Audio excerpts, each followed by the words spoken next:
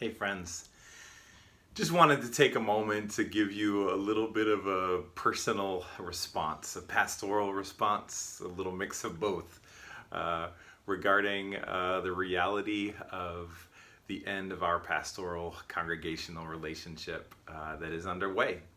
I'm imagining that you might be feeling a little blindsided, a little like it came out of the blue, and that's making a lot of sense.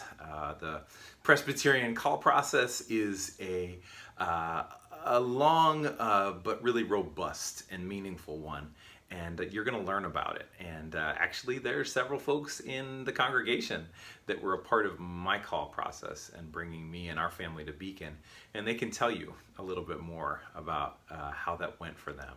And it takes some time, and it is going to take some time for us to come to terms with this transition now. I've heard from some that you might be having one of the most common responses to grief is, what did I do? What did we do wrong? Or what didn't we do? And just want to share with you that we're so grateful. And really, we in the Larson Wilbrank home discerned that we're just ready for a new season. We're ready to see what Christ Church looks like in a new context, to be a part of a ministry in a place that's unfamiliar to us, to have our own home, to try to make some space for Gretchen to spread her vocational wings as well. In the midst of our process, we are recognizing so much gratitude and so much grief.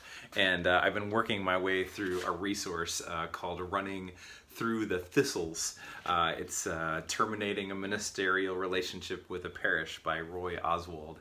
It's very short, only 19 pages, and it's from back in 1978, but it has a lot of wisdom, and really it likens the separation to a death, to a loss, and we're all going through that grieving process together.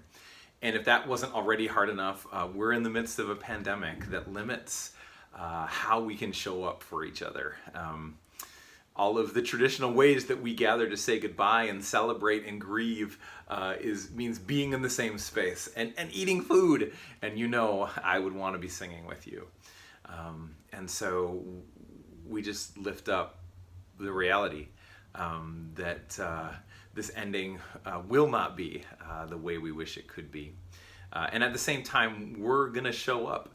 I'm so grateful for all of you who have reached out to me, and I'll be doing the same with the time and energy that I have. We've got 5 more Sundays together, and I'm excited about the final sermon series where I'm going to be exploring this landscape in Beacon, which has been so important for my soul.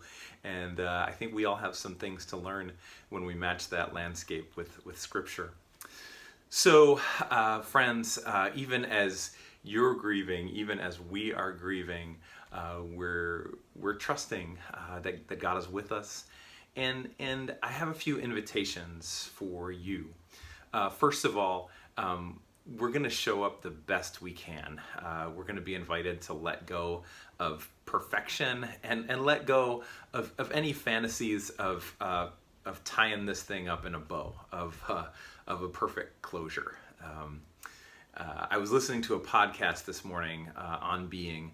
I believe the guest's name was Pauline Boss, and she explores this concept of ambiguous loss and how it's helpful to let go of this idea of perfect closure and trust that we can live with the feelings and that the story will continue. So we're going to show up. My invitation to you is to show up the best that you can. I also invite you to consider what you need to say. Maybe there's something you need to say to me. Maybe I dropped the ball. Maybe I screwed up and you've been sitting on that for a long time. I'm eager to hear so that you might be able to let go and that we all might be able to move on. Maybe some things that I need to say, some gratitude and also we all did the best we can, and it's okay to name the fullness of our experience as best as we can. There may be some things that we can't say, and that's all right. And last but not least, I just want to ask you to pray for the leaders of this church, for our session, and our deacons and Stephen ministers.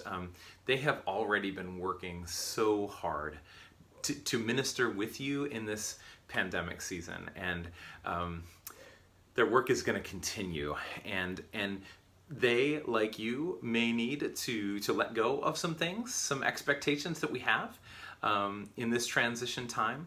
And also they could use some support. Maybe you have something tangible that you could offer them, and if it's of use, I'm sure they'll take it, and if not, they'll say no thank you.